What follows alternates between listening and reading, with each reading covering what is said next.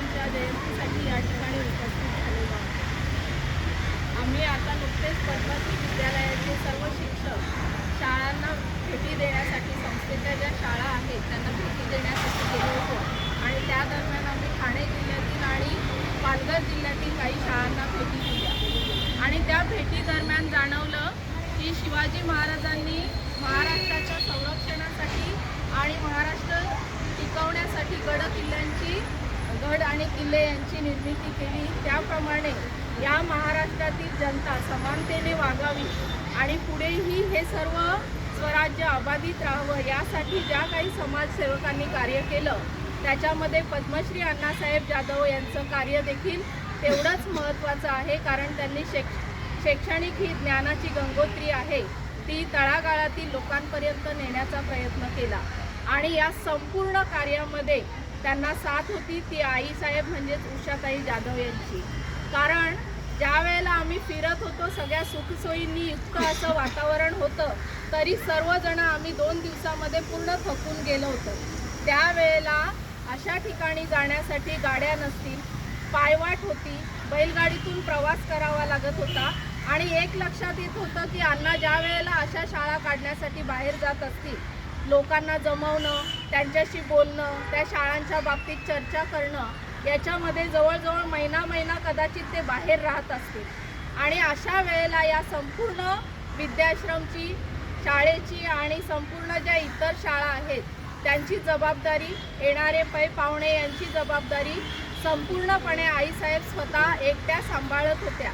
त्यांचं कार्य इथपर्यंतच मर्यादित नव्हतं, तर संस्थेला भेट देणाऱ्या अनेक महनीय व्यक्ती प्रत्येक वेळेला कुठेही हॉटेलमध्ये त्यावेळेला थांबत नव्हत्या, तर त्यांचं निवासाचं व्यवस्था ही विद्याश्रममध्ये असायची आणि खाण्यापिण्याची संपूर्ण व्यवस्था ही अण्णांच्या घरी असायची। अशा वेळेला अशा सर्व व्यक्तींचं अगदी प्रेमाने आदरातिथ्य करण्याचं कार्य आईसाहेब करत होत्या। साहजिकच ज्या वेळेला एखादी स्त्री अशा व्यक्तींचं आदरातिथ्य करते आणि त्या व्यक्तीने दिलेलं प्रेम ते कुठेतरी अण्णांच्या या संपूर्ण कार्यामधून दिसत होतं। गोरगरीब लोकांची मुलं, आदिवासींची मुलं त्यावेळेला इथे शिक्षण घेत होती। कोणाला शिक्षणाचे काही साहित्य नसेल, कोणाला आई वडील नसतील, अशा विद्यार्थ्यांना मायेचे प्रेम देऊन आईंनी त्यांना पुढील शिक्षणासाठी प्रवृत्त केलेलं मी स्वतःही पाहिलेलं आहे आणि यापूर्वी देखील आपण आपल्यामधील व्यक्तींमधून बघितलेलं आहे। आईकडे एक सांस्कृतिक वारसा होता जो आज लोप पावत चाललेला आहे। स्वतः नऊवारीमध्ये असणाऱ्या, संपूर्ण पारंपरिक दागिन्यांमध्ये असलेल्या आईसाहेब एक संस्कृतीचं एक उत्तम उदाहरण होत्या आणि त्याच पद्धतीने आपल्या संस्थेतील इथे राहणारे जे कर्मचारी असतील त्या सर्व कर्मचाऱ्यांच्या ज्या मिसेस असतील त्यांना घेऊन, त्यांच्या मुलांना घेऊन या ठिकाणी त्यांनी गणेशोत्सव सुरू केला होता। त्यानिमित्ताने गणेशोत्सवाचे 2 दिवस इथे सगळे उत्सव साजरे केले जायचे। विद्याश्रममधील मुलांमध्ये सगळे सणवार कसे साजरे करता येतील, बरं ते साग्र संगीत झाले पाहिजेत याकडे त्यांचा कल असायचा। मग त्याच्यामध्ये भोंडला असो, पारंपरिक गाणी असोत, पारंपरिक खेळ असोत, या सर्व गोष्टी त्या या ठिकाणी करून घेत होत्या। बरं एवढंच नाही तर त्यावेळेला पद्मभूषण ताराबाई मोडक असतील, पद्मश्री अनुताई वाघ असतील किंवा कॉम्रेड गोदावरी परुळेकर असतील, या आदिवासी भागामध्ये सामाजिक कार्य करत होत्या। त्यांच्या जोडीने पुन्हा उषाताई देखील हे कार्य करत होत्या। वज्रेश्वरीचं योगिनी देवी मंदिर त्या ठिकाणी असेल की ते सर्व महिलांसाठी त्यावेळेला तिथे प्रवेश नव्हता, तर तो प्रवेश मिळावा यासाठी त्यांनी प्रयत्न केले।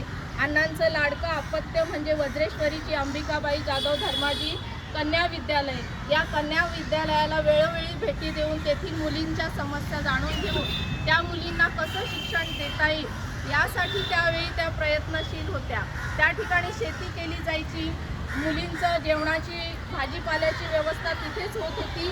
हे सर्व जे काही होतं ते आईसाहेबांच्या प्रयत्नातून त्या ठिकाणी चालत होतं। इवन विद्याश्रममध्ये देखील शेती केली जायची, भाजीपाला लावला जायचा आणि त्या सगळ्याचा विनियोग मुलांसाठी कसा करता येईल।